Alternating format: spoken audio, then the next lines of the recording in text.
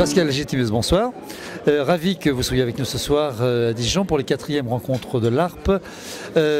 Pourquoi votre présence, hormis le fait que vous soyez membre vous-même de l'ARP en tant que réalisateur, il y a des thèmes particuliers qui vous intéressent cette année?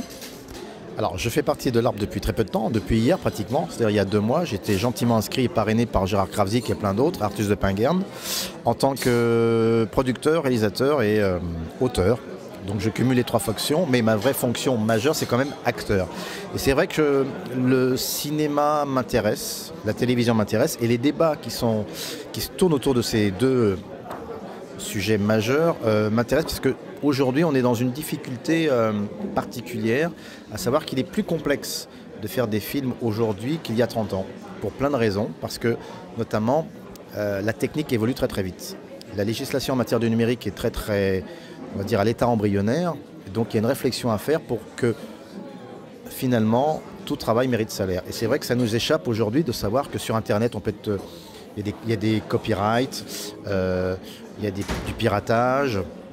En matière d'auteur, il y a des choses qui nous échappent, donc il y a déjà ça. Ensuite, en matière de technique, il y a des caméras, ça évolue beaucoup. Comment adapter le jeu des comédiens à certaines caméras. Au niveau des coûts, il y a aussi des problèmes parce que les chaînes, ce qu'on appelle les diffuseurs, sont maintenant les maîtres à penser aujourd'hui. C'est eux qui décident un peu leur programmation. Donc du coup, quand on a un beau projet, par exemple, ça réduit les cuissons parce que la chaîne dit non, moins dramatique, plus comique, on veut ci, on veut ça, telle tendance. Donc forcément, à l'arrivée, on a une télévision cinématographique qui est un peu consensuelle et linéaire. Donc on n'a pas ce panel assez large artistique de créativité qu'il y avait à une époque, il y a 20 ans, avec des drames, des films polars, des films fantastiques, des films d'auteur.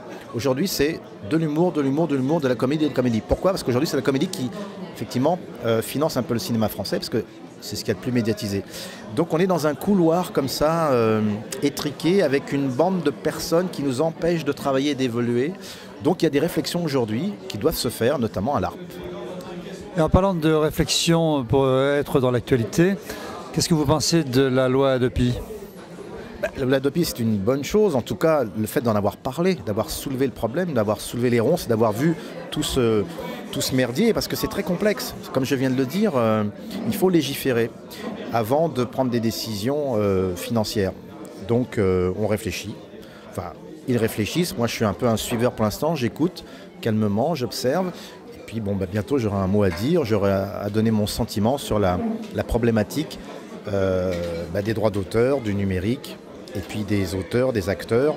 C'est vrai qu'en France, on est une exception quand même culturelle. On est un des rares pays leaders en matière de créativité. Et c'est vrai qu'on est des modèles pour le Sud, à savoir pour les pays africains, les pays d'Afrique du Nord. On voit que le cinéma italien, il y a quelques années, il y avait 300 films par an. Maintenant, il y a 30 films par an parce que c'est M. Berlusconi qui canalise tout et qui est le maître à penser en matière de créativité. En France, on a cette chance encore d'être un petit peu libre. Mais il faut continuer à se battre parce que ça va très très vite. Internet, c'est très rapide. Maintenant, on va avoir des films sur commande qu'on va louer. Donc ça aussi, ça nous échappe. Ce n'est pas entériné ni légiféré.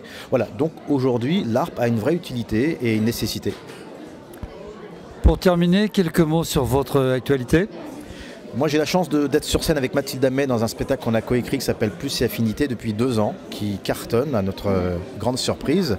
Et à notre grande joie, bien sûr. Donc là, on termine la saison à la fin de l'année au Casino de Paris avec 4 dates, le 11, 12, 13 décembre. On est au Casino de Paris, voilà, pour terminer en beauté, après avoir couronné plus de 300 000 spectateurs, couronné de joie, critique, artistique.